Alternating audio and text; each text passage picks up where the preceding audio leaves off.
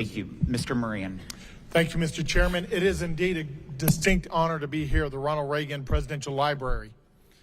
When I talk of tax cuts, I'm reminded that every major tax cut in this century has strengthened the economy, generated renewed productivity, and ended up yielding new revenues for the government by creating new investment, new jobs, and more commerce among our people. Those were the words of Ronald Reagan in 1980. He was right then, and President Trump is right today. At its core, the One Big Beautiful Bill is about liberty. It's about prosperity, stability, and certainty. That's what President Trump's One Big Beautiful Bill means for families, farmers, and small businesses. It's lower taxes, lower regulation, and reduced spending. This is the pathway to economic growth, personal freedom, and restored hope in the American dream. Mr. Huff, you have indeed lived the American dream. Thank you for sharing your story today. As you started picking up trash at the age of 15, and now you are the owner and operator of several convenience stores and a software technology company.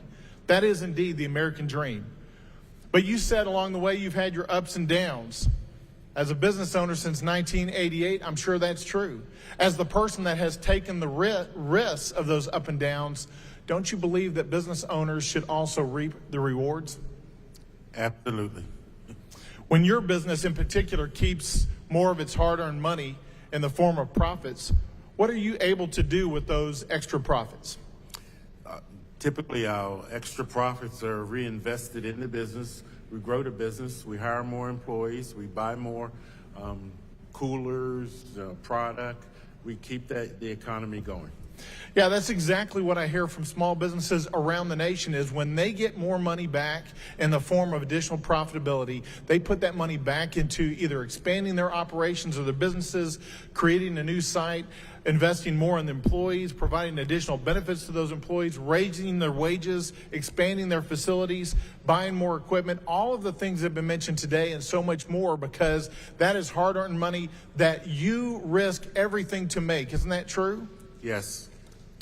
And because of that, we should recognize that it is, in fact, people like you that have built these companies. It is not government that has built these companies. Would you agree with that? I would agree with that. I think that is indeed true. Mr. Fulton, I want to come to you now. Thank you for your testimony. I want to applaud much of what you said. In a similar fashion, you represent a business that's kind of in a niche industry. Fully made in America helicopters. That's really impressive.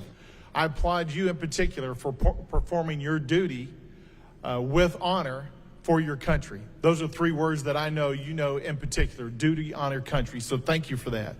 You mentioned that some of the benefits of the tax cuts that we have today to Robinson Helicopter will help the business itself as a benefit to the business, but who are some of the intended beneficiaries down the chain? Who are the real beneficiaries of the breaks that you guys are going to get? Thank you for the question.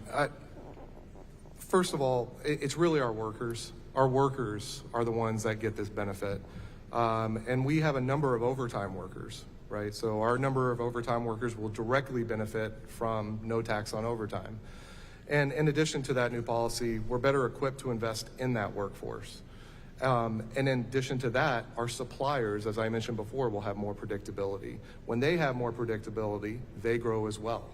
So we see this not just with our core products, but with our workforce, our manufacturing facilities, and our strong American-based supply chain. And when you produce these newly developed helicopters, they're going to help with firefighting. They're going to help with California landowners who are facing those fires. They're going to help with military personnel that are engaged in battle across this world, because they're going to have more reliable equipment.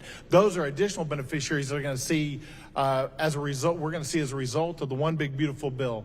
Gentlemen, I want to thank you all for your stories today. I wish I could get to all of you. I want to end with this last quote from Ronald Reagan. He says this, quote, "My fellow Americans, our nation is poised for greatness. We must do what we know is right and do it with all our might. Let history say of us, these were the golden years when the American Revolution was reborn, when freedom gained new life and America reached her best." Thank you, President Reagan, for charting this course, and thank you, President Trump, for returning us to it. With that, I yield back.